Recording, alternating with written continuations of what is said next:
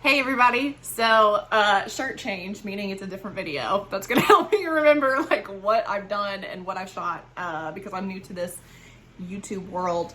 But I wanted to touch on my last video, which was about my no by year and how I've decided to go about that no by year and what my inspiration has come from. So for those of you who haven't seen my last video about my no by year, please check it out. Be gracious. This is my first time on the YouTubes. And as a millennial, I think I'm doing pretty good.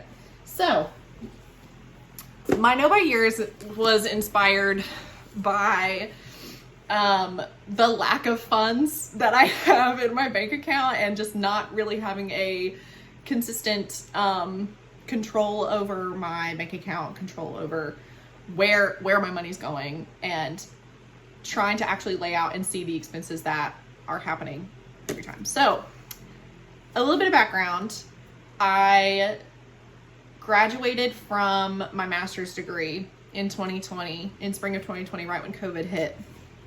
And I took a administrative assistant position to make some money through the summer. And I also didn't know what the fall of 2020 would look like. I didn't know if like teaching positions would even become available because I didn't know much about it. That was going into my first year of teaching. So while I was at this administrative position in the summer, one of my coworkers lent me this book, The Total Money Makeover by Dave Ramsey. And I had never heard of Dave Ramsey before. I didn't know who this person was. I didn't know what this was all about, but I was very interested because, I mean, this smile just tells you everything that you need to know. Like, I'm pretty open-minded and I like to read. So I was like, okay, I'll read it. I read this book cover to cover in about a week, and it takes a really good and interesting book for me to sit down and actually put in that kind of work. So this is the Total Money Makeover, as I said earlier. It has stories about people who have gotten out of debt, and the main takeaway from this book is that there are these things called the 7 baby steps. And at the time, working administrative position, I didn't really have the income or honestly the mental space to be thinking about how to accomplish these 7 baby steps because I didn't really know what my fall was going to look like for 2020. So I ended up applying for a job, got a job. It was very difficult. The 2 years were very hard on me.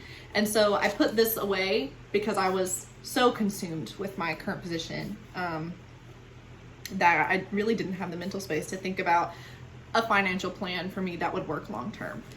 So I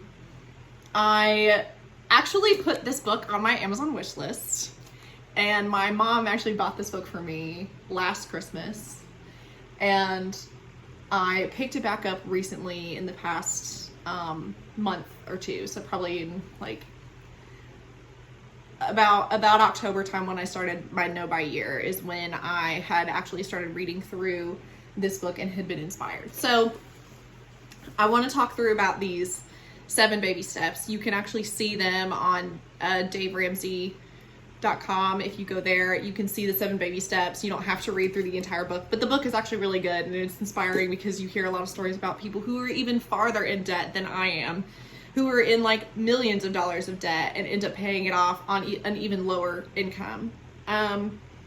So I also started listening to the Dave Ramsey show podcast. I listen to it probably at least every day because it inspires me to keep pushing, even though I'm in kind of a bit of a slow pace right now in terms of the baby steps, but I'll go into that in a minute.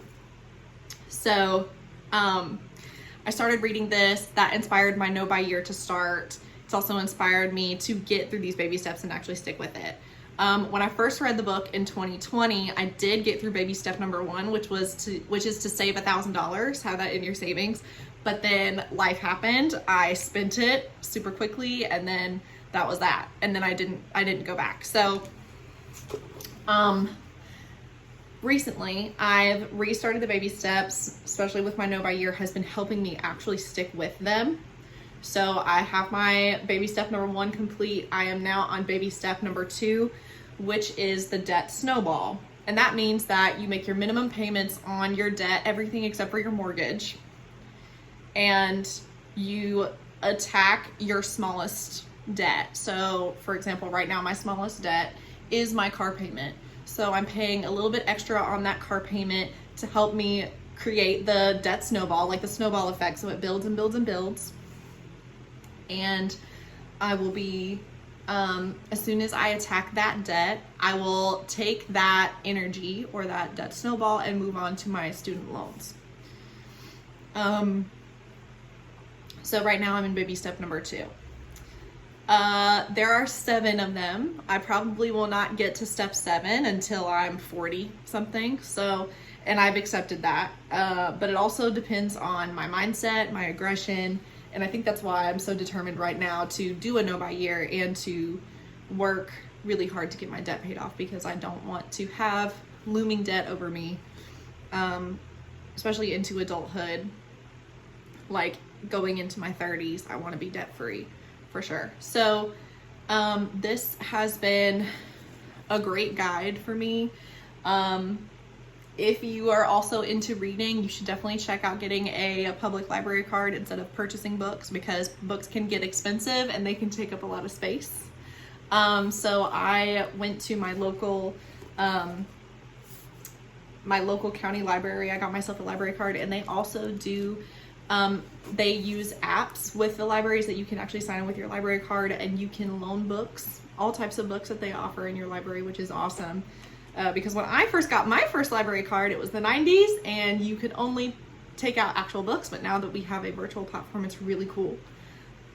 So stop spending money on purchasing books unless you really want to support that author. You know, I can't imagine how much money I've spent on buying a physical copy of a book instead of just reading it using a library app or just going to my local library. So anything that we can do to save our money and save every single dollar is what matters. I've also been using the Every Dollar app by Dave Ramsey, of course, and it's free. I've been using the free platform to see where my expenses are going, to know how much I've spent per month, and it makes a new budget every single month, which is great because you can add, you can take away whatever your needs are for that particular month. So that's been really helpful for me, and maybe it'll be helpful for you too. But I definitely suggest reading through those baby steps online, listening to the Dave Ramsey podcast, finding other influencers that you enjoy watching who are budgeting, who are saving money, like Asia Dang. I've watched some stuff by her. Hannah, I think her name is Polston. I'll have to double check, but she's who inspired me to do my No by Year. So follow anybody that you can that, you know, if you're trying to save money, follow people who also are trying to save money. If, you know, following a bunch of people who you may like, but they're there to sell you a product mainly because that's their main source of income, you know, just understand that a lot of social media is income and marketing driven, and that it's important to remember that, I mean, it's not real. Like, none of this is actually real. Like, all this social media is not real life, right? So I'm here to try to make an authentic connection between real life things that I'm going through, which is saving money and you know, budgeting and trying to get out of debt and all those things. So if you are also on that journey of saving money, let me know some of your tips, some things that you've done. I've also, since starting a new job, still in the career of education, but starting a new job, I've been able to pick up another part-time job. I've been looking at other smaller ways to make money, to really hustle and get this debt paid off, as that has been a lot of the advice that I've heard from Dave Ramsey and other people and Rachel Cruz, about, you know, now is the time to hustle. Now is the time to take up those extra jobs, to spend less than you make, to live off less than you make, so then you can actually save up and pay off your debt. So that's where I'm at. And I'm looking at some other, like, I know Asia Dang has like a digital calendar with debt and different plans and budgeting on it. I'm actually going to look into that. I'm still looking at some reviews to decide if that is something I actually want to invest in and start doing for myself. But right now, the EveryDollar app and Google Calendar have been really good for me. So it all depends on what you need based on your type, right? Like, are you type A and you need to see every single thing laid out for you? And honestly, for me, some of the stuff that is so organized can make me feel a little bit overwhelmed, you know. Or you type B, right? Do you want everything kind of like more go with the flow, right? Or are you type C? Are you a mix of both? And I'm a mix of both. It just kind of depends on what it is. Like, my classroom is super type A, super structured, but in terms of my finances, my personal life, since I'm still trying to figure it out and feel out how much spending I'm actually doing, I'm still figuring out how it fluctuates month to month, what my personal needs are financially. So I definitely would recommend this if you haven't read through it. It's basically just like stories talking about why you should be motivated to get out of debt. It talks about it goes through all the baby steps in detail, which is really great. I definitely would at least give it a read once, so then you can give yourself more perspective, right? Because knowledge is power, and I like just at least giving something a try once, so then I can see, you know, if I actually like it, instead of being like, oh, Dave Ramsey, blah, blah, blah. But like, this man does know what he's talking about. So that's pretty cool. Yeah, so that's all that I wanted to talk about with this book, The Total Money Makeover, why I'm doing my Know by Year, you know, how I'm budgeting and how I'm progressing in the baby steps. I am going to touch base again with you guys once I have completed baby step 2, which is the debt snowball. I'm feeling like it's going to take me at least a year, if not more, because of my amount of income and the amount of work that is actually doable while also being a full-time educator. So I'm estimating it'll take me at least through 2023 and maybe even 2024 as well to pay off this debt. But I am doing my best to really attack with gazelle intensity and get through some of this debt as soon as possible. So if you have any tips or anything that has worked for you, please put it in the comments and let me know.